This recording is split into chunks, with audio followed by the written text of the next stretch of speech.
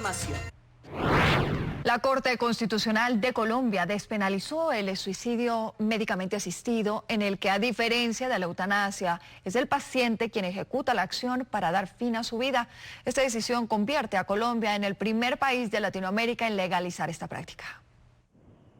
Con 6 votos a favor y 3 en contra, la Corte Constitucional legalizó el suicidio médicamente asistido tras estudiar una demanda presentada por el Laboratorio de Derechos Económicos, Sociales y Culturales de SLAP. Ampliamos el derecho a morir dignamente. La Corte despenalizó el suicidio médicamente asistido. Ahora las personas en Colombia tenemos 4 mecanismos constitucionales para ejercer el derecho a morir dignamente. La demanda fue admitida por la Corte en 2021 y esta buscaba declarar la aplicación del artículo 107 del Código Penal, el que afirma que quien induzca al suicidio puede ser condenado hasta con 6 años de prisión. Artículo 107. Inducción o ayuda al suicidio. El que eficazmente induzca a otro al suicidio o le preste una ayuda efectiva para su realización incurrirá en prisión de 2 a 6 años. De acuerdo con el comunicado del organismo, el suicidio asistido podrá regir bajo ciertos parámetros, como si el paciente está debidamente diagnosticado con una lesión corporal o una enfermedad grave incurable. Otras naciones como Suiza, Países Bajos, España, Alemania, Canadá y algunos estados de Estados Unidos está permitida esta práctica.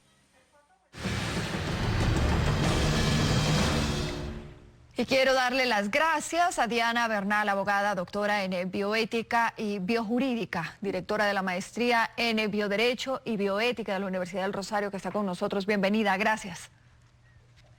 Muchísimas gracias a ustedes por la invitación. Doctora Bernal, aquí un poco quiero entender, ¿se prohibió o no se ha legalizado la eutanasia porque requiere de un personal médico que sea el quien realice el proceso?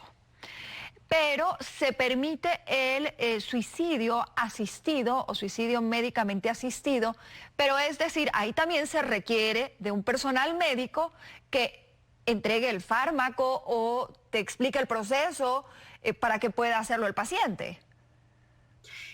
Digamos que sí, pero en todo caso recordemos que la Corte Constitucional también avanzó en la eutanasia y para sacarla de una prescripción solo para enfermos terminales. Entonces digamos que está permitido también, o por lo menos no está penalizado, que sería la interpretación correcta, y el Ministerio ha ido avanzando en esa reglamentación.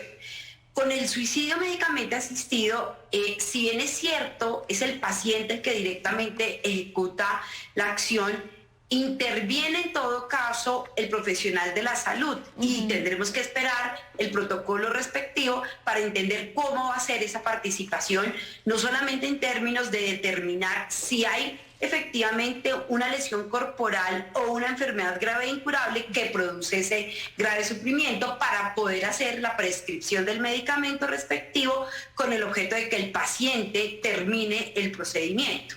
Ahora, doctora, ¿quién va a hacer esas especificaciones? ¿Quién es el encargado de hacer esas especificaciones? Porque obviamente cuando hacemos un anuncio de la magnitud como el que se ha hecho, de que queda permitido o queda autorizado por la Corte, pues vamos a tener una fila de personas que estarán interesadas en conocer y todavía no está, por decirlo así, la práctica o la manera en cómo se va a ejecutar.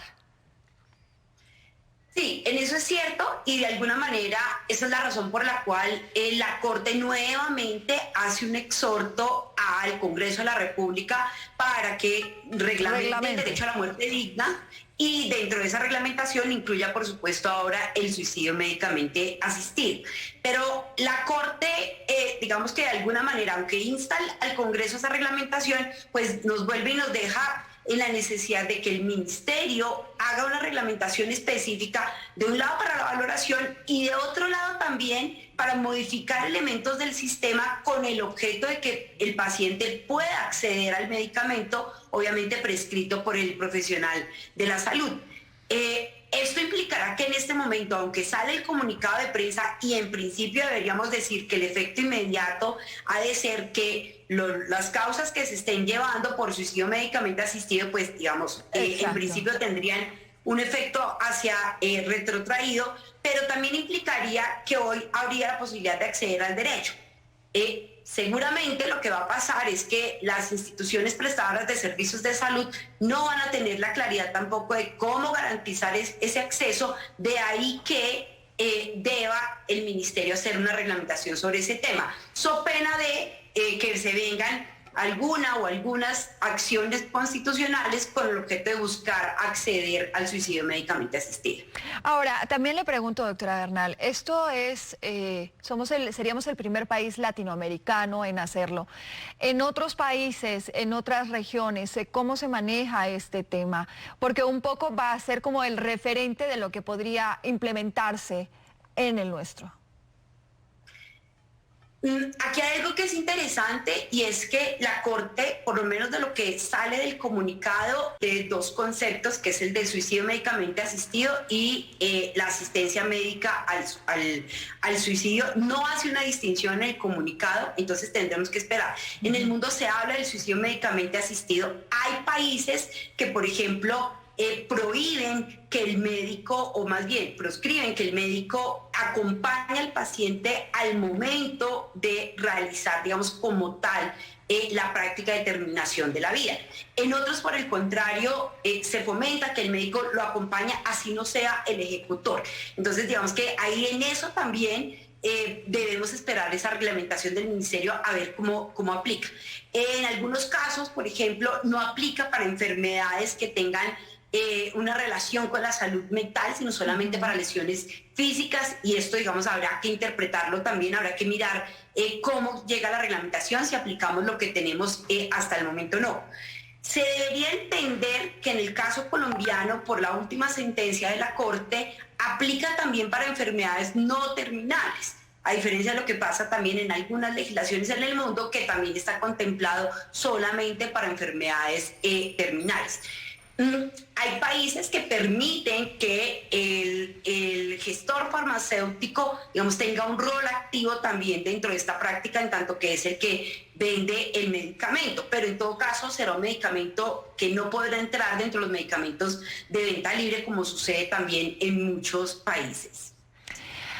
Doctora Bernal, ahora hay obviamente quienes se oponen a esta medida y que se oponen porque puede ser de una manera mal llevada, mal entendida, y yo creo que pocas veces hacemos como el anuncio de esto, pero después no nos tomamos el tiempo de lo que usted dice, ver a detalle cómo va a quedar, cuál es el proceso, quién aplica, cómo se aplica, quiénes se pueden o no acceder a esta medida, ¿no?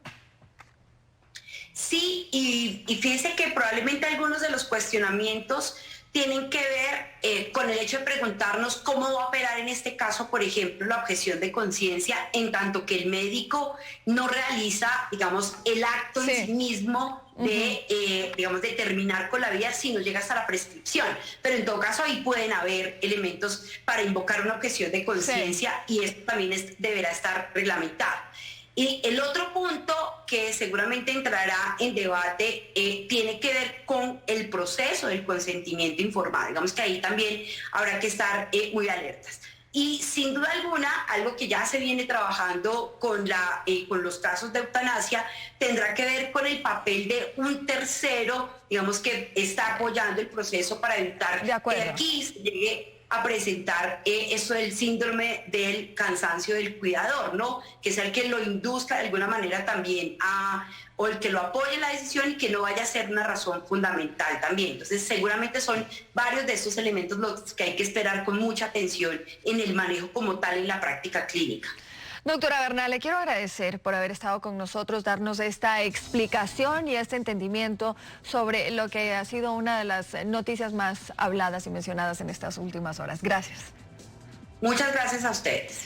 Diana Bernal, abogada, doctora en bioética y biojurídica, directora de la maestría en bioderecho y bioética de la Universidad del Rosario.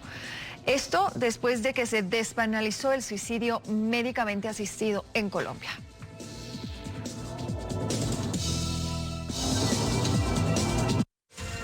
Ustedes